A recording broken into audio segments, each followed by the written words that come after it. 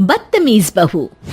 सभ्यता से भरपूर शास्त्री परिवार की इकलौती बेटी मोहिनी को बचपन में ही पढ़ाई के लिए विदेश भेज देते हैं, जहां से वो सालों बाद ग्रेजुएशन पूरी करके इंडिया वापस आती है, जो अब संस्कार, सभ्यता, संस्कृति जैसी चीजों से कोसों दूर होती है।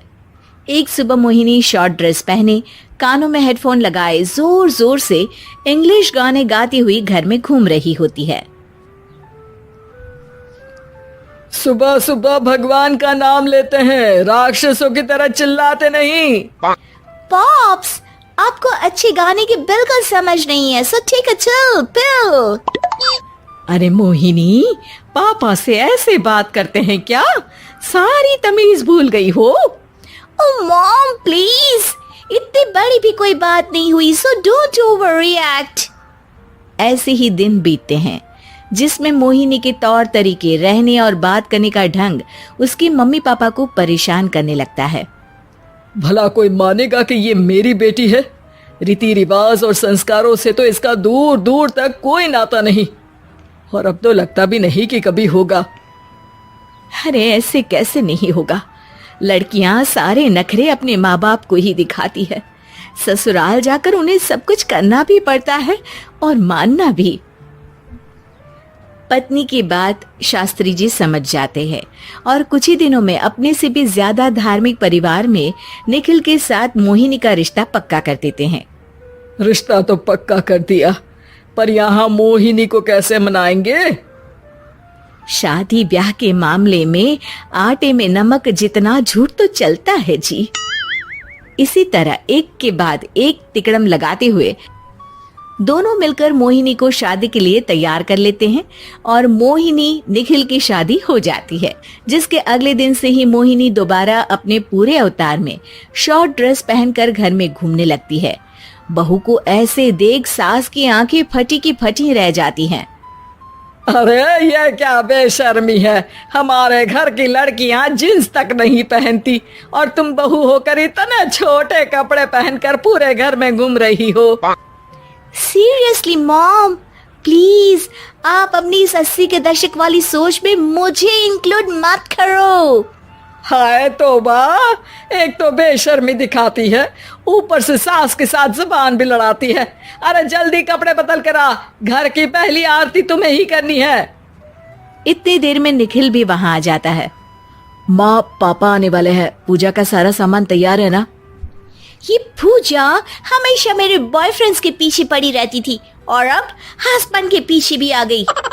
मोहिनी की बातें सुन सास तो अपना सिर पकड़ लेती है, लेकिन निखिल किसी न किसी तरह उसे पूजा के लिए कन्विंस करके कपड़े चेंज करने के लिए भेज देता है, जिस पर पूजा खत्म होने के बाद वो एक बार फिर अपनी शॉर्ट ड्रेस में आ जाती है। बहू, ये क्या तरीका है? संस्कार नाम की कोई चीज है या नहीं? नहीं ससुर जी, संस्कार मेरा दूसरा बॉयफ्रेंड था, अब तो मेरा उससे कोई कांटेक्ट नहीं है। मोहिनी का जवाब सुन के ससुर तो भगवान नाम जपते वहां से चले जाते हैं, लेकिन सास बहू के बीच कहासुनी फिर शुरू हो जाती है, जिसे इग्नोर करते हुए मोहिनी घर से बाहर चली जाती है और देर रात घर वापस आती है। मोहिनी, मैं जानता हूँ कि तुम विदेश में रही हो और तुम्हें वहीं की आदत है, पर यहाँ चीजें कुछ अलग है। अगर तुम उस हिसाब से कुछ एडजस्ट कर लो तो सबके लिए सही हो जाएगा। I am not in a lecture mood. Good night. अगली सुबह मोहिनी देर से उठकर एक बार फिर उसी तरह सबके सामने आती है, जिस पर उसकी सास कुछ बोले उससे पहले ही मोहिनी की दोस्त मोनिका और रेचल वहां आ जाती हैं। Oh hi darling, how are you? OMG, we missed you so much. I missed you too darling. Ram Ram, इन्होंने तो तुमसे भी छोटे कपड़े पहने हैं।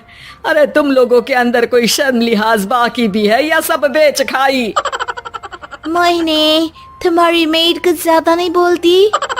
इस पर मोहिनी की दोस्त उसकी सास का मजाक बनाने लगती है, जिसे सुन निखिल उन्हें जवाब देते हुए कड़वे शब्द सुना देता है और वो सुन के वो दोनों तो मुंह बनाए वहां से चली जाती है, लेकिन गुस्से से लाल मोहिनी वहीं खड़ी निखिल को घूरती रहती है। घूर क्या रही हो?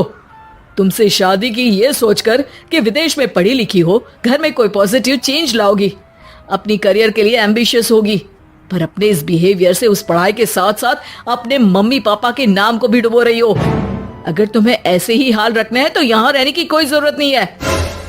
निखिल की बातें सुनकर मोहिनी रोते हुए घर छोड़कर अपनी मम्मी पापा के पास वापस आ जाती है। ससुराल में सब कुछ ठीक तो है? वो अपने आप को समझते क्या है? मोहिनी पर चिल्ला रहे? मैं क्यों उसके इशारों पर चलूं? मैं अपनी लाइफ अपने तरीके से जीना चाहती हूँ और वो ना आप लोगों को मंजूर था और ना ही उन्हें है। तुम यहाँ नहीं रह सकती। अपने पापा की बात सुन के मोहिनी हैरान रह जाती है। हाँ, तुमने बिल्कुल सही सुना। अगर तुम्हें अपने इस घमंड, बेशर्मी और बदतमीजी में ही जीना है तो तुम यहाँ भी नहीं रह सकती।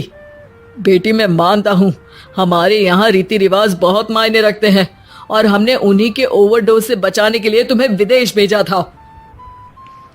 एक लड़की जो शादी करके घर और बच्चे संभालती है, उससे तुम अपने आप को ज्यादा समझ सको इसके लिए भेजा था। तुम उससे ज्यादा समझो और बनो, पर तुम तो किसी दूसरी ही ट्रेन में चढ़ गई बेटा। उसके मम्मी पापा बहुत देर तक मोहिनी को सारी बातें समझाते हैं, जिन्हें सुनकर मोहिनी को अपनी गलती का एहसास होता है। वो जॉब ज्वाइन कर लेती है और ससुराल वापस आकर उन्हें मॉडर्न बनाती है और खुद भी कुछ रिवाज सीखते हुए खुशी से रहने लगती है।